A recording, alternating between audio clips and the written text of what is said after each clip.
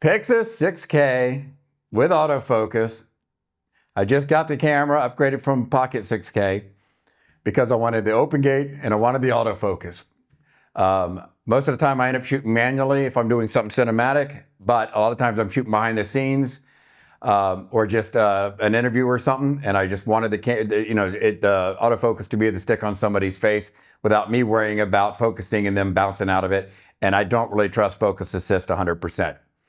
So I'm glad I got the PYXIS 6K. It's awesome. I love Blackmagic color science. So let's talk about the autofocus. I'm going to show you some clips that are open gate and some not. I'm going to show you the autofocus in the most extreme situation. The company I work for, Kaufman & Lynn, we sponsor an indoor football team, Orlando Pirates, here in Orlando. So I thought no better way to test autofocus than to actually take it to a game and see what it does. The first thing I did with this game is I thought, oh, I'll just put it on face tracking and it'll find some faces and then it'll just keep it in focus. It went berserk, too many faces. So then I tried object tracking, and that was okay, except for you're constantly, I have the PYXIS monitor, I'm constantly touching the monitor trying to keep up with my tracking. And if you're touching the monitor, you're getting smudges all over it, which doesn't really help if you're in a weird environment for lighting and you're trying to look at this little monitor. But you're constantly touching it, and players are going between players and all this stuff, so they're getting lost. I thought the second one, because it's C, I thought it meant center, like anything in the center would be in focus. Turns out it's not called center, but that's the way it works.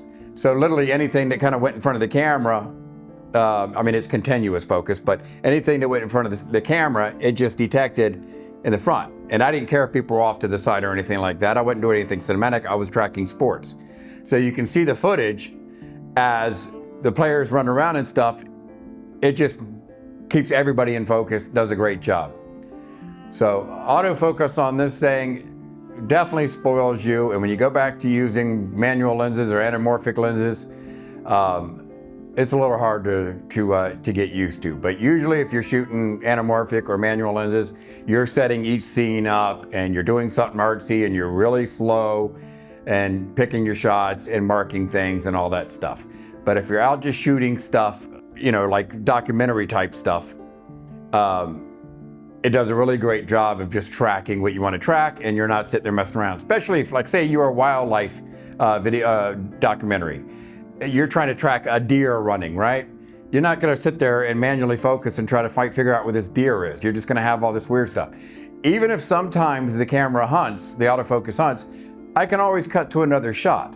But what I did get was something perfectly in focus and usable. So hopefully this footage shows you guys what it's the new update, because I just downloaded the firmware as soon as I got the camera a few days ago.